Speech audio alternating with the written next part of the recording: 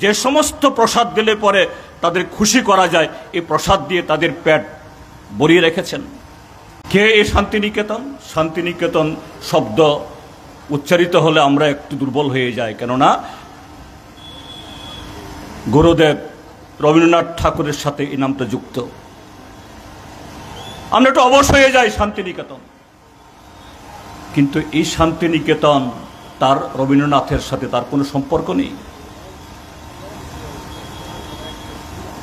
এটা আমাদের কথা না। পশ্চিম বাংলার পত্র পত্রিকা, পশ্চিম বাংলাতে যারা আজকে প্রধান বিরোধী দল, এই রাজ্যে যারা সরকার চালায় ভারতীয় জনতা পার্টি, তাদেরই নেতারা ব্ল্যাক অ্যান্ড হোয়াইট এই শান্তিনিকেতনের বিরুদ্ধে তারা অভিযোগ করছে দিল্লিতে, তাদের সরকারের কাছে। এরা দখল নিয়ে নিচ্ছে আইজিএম, একটা ঐতিহ্যবাহী আমাদের গর্ব। ত্রিপুরা রাজ্যের দুটি স্টেট রেফারেল হসপিটালের মধ্যে অন্যতম, যেখানে আরেকটা ডেন্টাল কলেজ চলছে, নার্সিং ইনস্টিটিউশন আছে, তার সাথে শিশু এবং চোখ আরো নানা ধরনের ডিপার্টমেন্ট আছে। সেখানে একটা কলেজ চলতে পারে? মেডিকেল কলেজ যদি চালাতে হয়, এটা বাধ্যতামূলক 200 বেডের, কমপক্ষে 200 বেডের 200 আসনের হাসপাতাল থাকতে হয়। ছাত্রছাত্রীদের জন্য হোস্টেল থাকতে হয়, ফ্যাকাল্টি মেম্বারদের জন্য সেরকম কোয়ার্টার থাকতে হয়। কখন করে উঠবে? হয়তোবা কিছু বিল্ডিং হয়েছে। একটা হাসপাতাল 200 বেডের, এটা কি মামুলি খামখেয়ালি ব্যাপার? কদিন আগে ঢুকছে, একবার বলছেন আমরা কোনো সহযোগিতা করছি না, আবার বলছেন এখানে আসছে।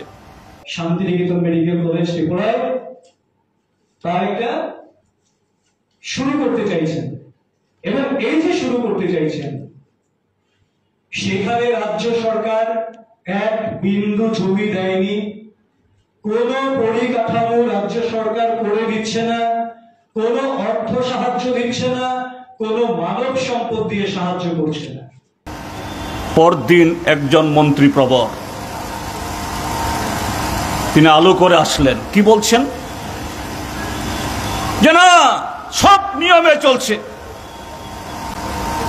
ফল্ট ফাইন্ডাররা, অর্থাৎ যারা দোষ খুঁজেন, তারা প্যারাডাইসে অর্থাৎ স্বর্গে গিয়েও তারা দোষ খুঁজেন। সিপিআইএম নাকি এই দশা? না বাবু, আমরা মানুষকে সাবধান করছি যেটা আগামী দিন আরো সমূহ বিপদ না হয়। মন্ত্রী মহাশয় আমাদের অভিযোগ খণ্ডন করে কি বলছেন? আমরা বলেছি সরকারি সম্পত্তি কোনো মন্ত্রীর পৈতৃক সম্পত্তি না, কোনো দলের পৈতৃক সম্পত্তি না। সরকারি কোনো সম্পত্তি ব্যবহার করতে গেলে পরে তার আগাম কাগজপত্র তৈরি করতে হয়, চুক্তিপত্র সই করতে হয়, গ্যাজেট নোটিফিকেশন করতে হয়, এবং কোনো কোনো ক্ষেত্রেতে এটা হলে পরে বিধানসভাতে সেরকম বিধি বা আইন প্রয়োগ কিছুই হয়নি। বলছেন এগুলি হবে, আমাদের সাথে বৈঠক করছে, আমাদের সাথে আলোচনা করছে, আমরা সব জানি। স্বাধীন ট্রাস্ট যে নাম, তারা আমরা রাজ্য সরকার কি দেখেছে? কারণ আমরা বারবার বলি বাইরে থেকে যে আপনারা আসুন হাসপাতাল করুন, আপনারা আসুন মেডিকেল কলেজ করুন, আপনারা আসুন ইঞ্জিনিয়ারিং কলেজ করুন, এটা আমাদের পলিসি। এবং রাজ্য সরকার বর্তমানে স্বাস্থ্য পরিষেবার যে কাজকর্ম, স্বাস্থ্য দপ্তরকে ইন্ডাস্ট্রি হিসেবে ঘোষণা দিতে চাইছে।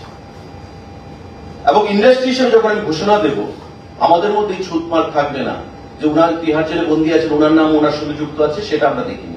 আমরা দেখেছি লিগেল অ্যাসপেক্টে। এবং তার জন্য আমি আপনাকে বলি, ন্যাশনাল মেডিকেল কাউন্সিলের যে লিগেল যে আমাদের যিনি গাইড করে থাকেন সবসময়, ওই ব্যক্তির সঙ্গে রাজ্য সরকার কথা বলেছে এবং it got vetted by that person.